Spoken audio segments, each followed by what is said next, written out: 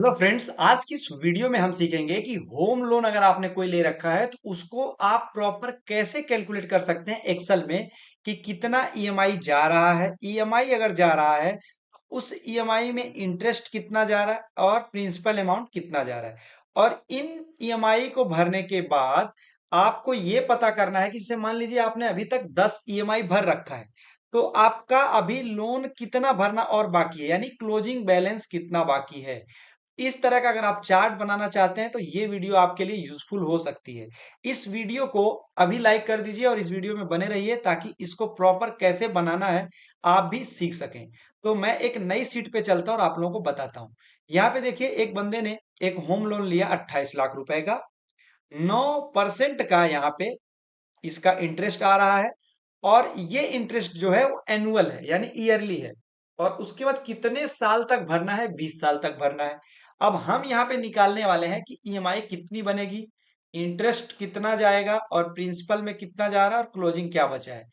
इसके लिए सबसे पहले जितना पीरियड है, जितना साल है, उसको मंथ में कन्वर्ट करने के लिए इसको क्या करेंगे, ये ईयर इंटू 12 कर देंगे।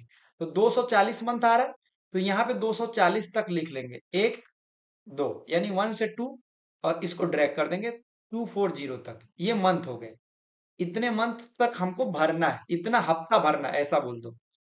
अब यहाँ पे ईएमआई जिसको बोलते हैं, ईएमआई कैसे निकलेगा? ईएमआई निकालने के लिए एक फॉर्मूला होता है पीएमटी। पीएमटी हम यहाँ लगाएंगे इक्वल पीएमटी। पीएमटी बोलता है रेट। रेट मतलब कि लोन का जो इंटरेस्ट रेट है, कितना परसेंट है? 9% है। अब ये 9% जो है वो मंथली नहीं है, हम यहाँ मंथली कैलकुलेशन करने वाले हैं, ये एनुअल है, ईयरली। तो ईयरली में लाने के लिए इसको डिवाइड कर देंगे 12 से, तो एक मंथ का आ जाएगा। फिर कॉमा प्रेस करेंगे एन पर, यानी नंबर ऑफ पीरियड। तो कितना पीरियड है यहाँ? 20 ईयर है। तो ये ईयर में है, इसको मंथली में लाने के लिए क्या करना पड़ेगा? इस 20 पे क्लिक और इसको इनटू करना पड़ेगा 12। तो ये आ जाएगा। कॉमा प्रेस करेंगे पीवी। पीवी का मतलब परजेंट वैल्यू, यानी कि लोन अमाउंट। तो लोन अमाउंट पे क्लिक कर देंगे, ब्रैकेट को क्लोज कर देंगे और एंटर दे देंगे। अब हम जब इसको नीचे की तरफ ड्रैग करेंगे तो ये एरर आना चालू होगा। एरर क्यों? क्योंकि ये जो रेफरेंस है वो फ्रीज नहीं है। देखिए, पहले वाले में सब सही पकड़ रहा है, यहाँ दूसरे वाले में चेक करेंगे तो एक लोन अमाउंट को छोड़ के ये नीचे ब्लैंक में स्प्लिट हो रहा है। तो इसको फ्रीज कर लेते हैं। बी वाले को फ्रीज करना होगा F4 दबा के, इसको F4 और इसको भी F4, एंटर दे देंगे। अब ड्रैग करके देखते हैं और यहाँ नीचे तक ड्रैग कर देंगे तो सब में बता देगा कि ईएमआई आपकी जो बन रही है सारे मंथ में सेम ईएमआई होगी और 240 मंथ तक आपको ये भरना होगा। अब हम ऊपर आते हैं। ये जो ईएमआई है, पहला ईएमआई अगर भर रहा पहले महीने में, तो उसमें इंटरेस्ट कितना जाएगा और प्रिंसिपल में कितना जाएगा। तो इंटरेस्ट निकालने के लिए एक्सेल में फॉर्मूला है आईपीएमटी। अब आईपीएमटी फॉर्मूला लगाते हैं, आईपीएमटी।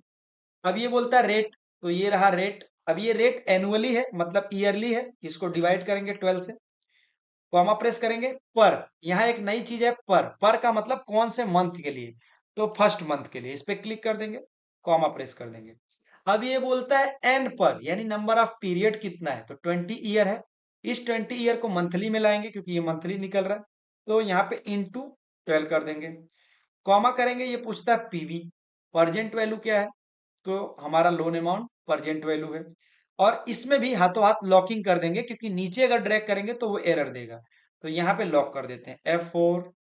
और यहाँ पे ध्यान रखना है बी वाले जितने हैं उनको ही लॉक करना है। A9 किस लिए नहीं लॉक किया? क्योंकि जब नीचे ड्रैग करेंगे तो खुद से A9 A10 A12 आ जाएगा। ब्रैकेट को क्लोज करिए, एंटर दीजिए और इसको भी डबल क्लिक करके ड्रैग कर लीजिए तो सारे में ड्रैग हो जाएगा। और इसके बाद प्रिंसिपल निकालना है, तो यहाँ पे इसके लिए फॉर्मूला होता है पीपीएमटी। पीपीएमटी मैं यहाँ लिख दे रहा हूं। अब यहाँ पे पीपीएमटी लगाएंगे, पीपीएमटी। अब बोलता है रेट, तो यही रेट हो जाएगा। ये रेट मंथली में लाने के लिए 12 से डिवाइड। पर बोल रहा है, पर मतलब कौन से मंथ का निकाल रहा है? फर्स्ट मंथ का अभी ले रहे हैं। कॉमा एन पर, नंबर ऑफ पीरियड 20 ईयर है और इसी को इंटू कर देंगे 12 से। फिर उसके बाद कॉमा देंगे। पीवी पूछ रहा है, पीवी मतलब परजेंट वैल्यू यानी लोन अमाउंट। ये रहा लोन अमाउंट, इसको भी लॉक कर लेंगे। यहीं से लॉक सेलेक्ट करके अपने को दबा देना है F4। अब इसका ब्रैकेट करेंगे क्लोज और दे देंगे एंटर, नीचे की तरफ ड्रैग कर देंगे। अब आप देखेंगे कि जब पहला ईएमआई 25,917 रुपया 10 पैसा का बना था, तो इसमें इंटरेस्ट में 21,933 रुपया चला गया, और जो प्रिंसिपल में गया वो 3983 रुपया 77 पैसा गया, यानी इतना ही प्रिंसिपल में गया। तो जो टोटल लोन अमाउंट है उसमें से इतना ही माइनस हो रहा है, बाकी तो इंटरेस्ट चला जा रहा है। तो इस लोन अमाउंट में से अगर क्लोजिंग जानना है तो टोटल लोन अमाउंट में से प्रिंसिपल में कितना गया वो माइनस करना है।